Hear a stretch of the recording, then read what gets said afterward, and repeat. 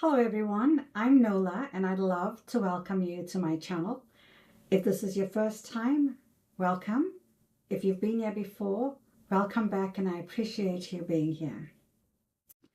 Today I originally planned to speak about my book, but something more pressing has been weighing on my heart and I felt called to speak about that instead. You know, we've all heard some things in the news lately, name calling from very high places, and I want to talk about what words like that, or why words like that matter. Not as a political debate and not as sides, but as a human issue. I'm not a professor, I'm nobody important, and I'm certainly not a politician. But what I am is a Black woman. I am a senior citizen. I've been a caregiver for most of my life. I'm a mother, a grandmother, and a witness. And I've seen up close how words are used to dehumanize. I've stood at the bedside, ready to give care, only to have patients refuse me because of the color of my skin. In those moments, I wasn't a professional. I wasn't a healer. I was just a label. Yeah. I don't want to lecture. That's not what I'm here for. And I don't want to cast stones. If we're honest, every single one of us, and that includes me, has judged or labeled someone at some point. But awareness begins when we pause and we ask what those labels actually do, and more importantly, where do they come from? Beloved, name calling isn't just kids being kids. Okay, let's call it what it is. And it isn't politics as usual. It is a form of bullying. And bullying is designed to dehumanize. Bullying is designed to dehumanize. And this pattern, unfortunately, isn't unique to one group. I'm going to share a little bit of history here. When Italians arrived in America, many were portrayed as criminal, unintelligent, or inferior, despite being hardworking people with real skills and many master craftsmen. Okay? And then we had the Irish, who were depicted as violent and ape-like. Yes, you hear that correctly.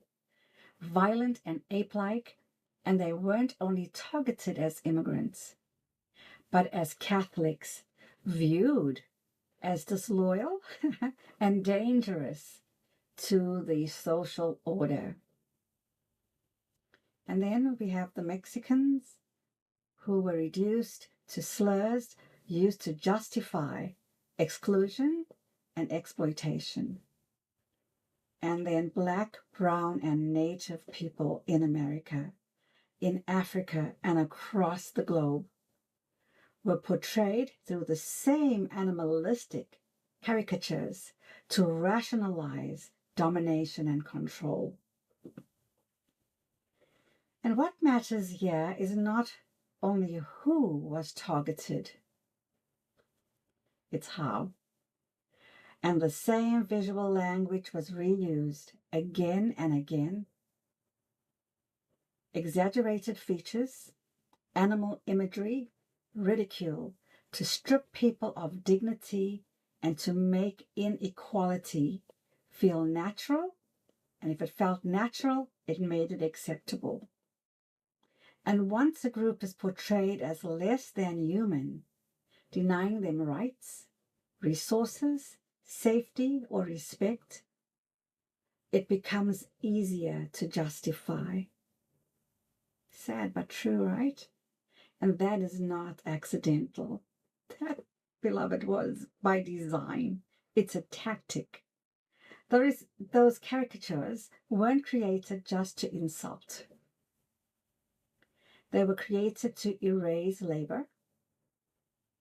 When people are portrayed as lazy, idle, or content doing nothing, it becomes easier to deny their work and their struggles, their skill and their contribution.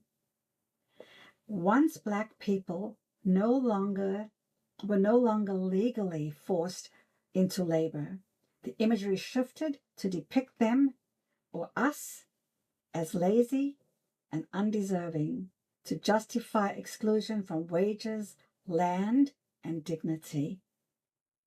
That same tactic was later used on immigrant groups. This is as old as the beginning of time in modern history, if we want to call it that.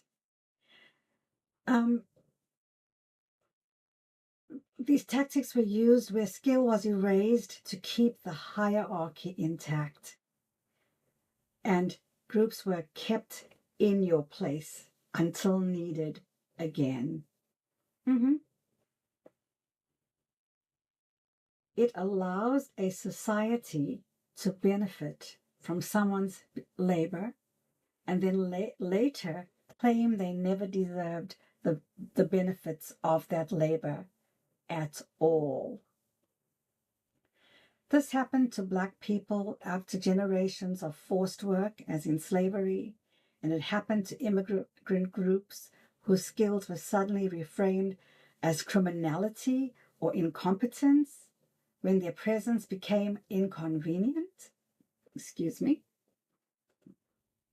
The imagery changes, the target changes, but the purpose stays the same. Take something many people still dismiss as a harmless joke, the watermelon trope. After the Emancipation and the Civil War, Black farmers used watermelon as a path to economic independence outside the plantation system. In other words, they used their farming skills and they chose a simple watermelon. It was affordable, it was profitable, and it worked. But that success became a threat. They took something born of resilience and they stripped it of context and turned it into ridicule. That, beloved, is cultural gaslighting. Those caricatures weren't just insults. They were used deliberately to shame Black sellers and to discourage others from buying from them or buying from us. And I want to be clear about something else. I witnessed a child being labeled Black Panther. It had nothing to do with the Black Panther movement. This child was singled out because of the very dark color of their skin. It was about the very dark color of their skin. And let me tell you, it did not come from outside the community. It came from a teacher within the same racial group. And I was one of the children in that class that witnessed that. This is why I can speak about it. And that matters because it shows how deeply these patterns embed themselves, even among those they harm, even among us. Okay? As a child, I too was called names. Some of them I can laugh about now. Some of them hurt deeply at the time because I was not a very good-looking child. I had a stammer, which I still have, which is a speech impediment. And I was afraid to smile because of my overbite. I was told that I looked like Bugs Bunny because I had a big nose and big teeth. And that was just one of the ways that words were used to make me feel less than. And many of us, many or most all of us, carry stories like that. Some moments when words shaped how safe we felt in our own skin.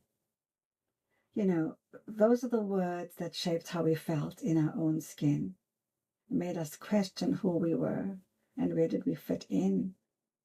And when I was a child, we never had many dolls that depicted the way that we look. What we had instead was the gollywog, who I think is now banned because it was another form of a caricature to describe how we looked as people.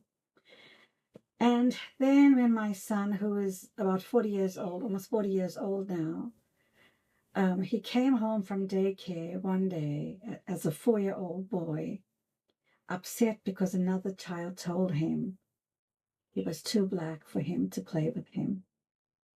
And our hearts were broken. I didn't know how to explain this kind of hurt to a 4-year-old. But eventually, I was able to speak to the school, and that's now history. And another day, he came running down the driveway. Mom, come and see. He was excited. He was calling out that there was a colored man coming. Because the man was wearing a beautiful striped sweater in the colors of the Rastafarians, that bright yellow and the green and the red. It was just beautiful. And that told me something, that children see color and pattern before they learn hierarchy. Because, sadly, we teach them the rest. Yes, we do. Much of this history isn't taught anymore. This is why these jokes and labels keep resurfacing without context, without understanding, and without accountability. I'm not here to shame anyone, beloved. I'm here to invite reflection. This is not a single story owned by one people. It is a recurring strategy used by those in power to divide, to rank, and control. I laugh because if I didn't laugh, I would probably cry. This is how they divide us and how they conquer us. This is what they choose to use, but we have to see beyond this. And before we label someone today in frustration, in humor, or out of habit, let's pause and ask, what history are we repeating? And who pays the cost of our words? Thank you for being here today. If you liked what you heard, would you consider liking, subscribing, and sharing? To my new subscribers, thank you. I'm so grateful. There's 120 of you today, which is enormous. It's like 4 classrooms full of people. It's more than I could have ever imagined. And to everyone who continues to support me, this means more to me than I can tell you. And until the next time, do remember that kindness truly matters. Beloved, it really does. Be kind and gentle with yourself first.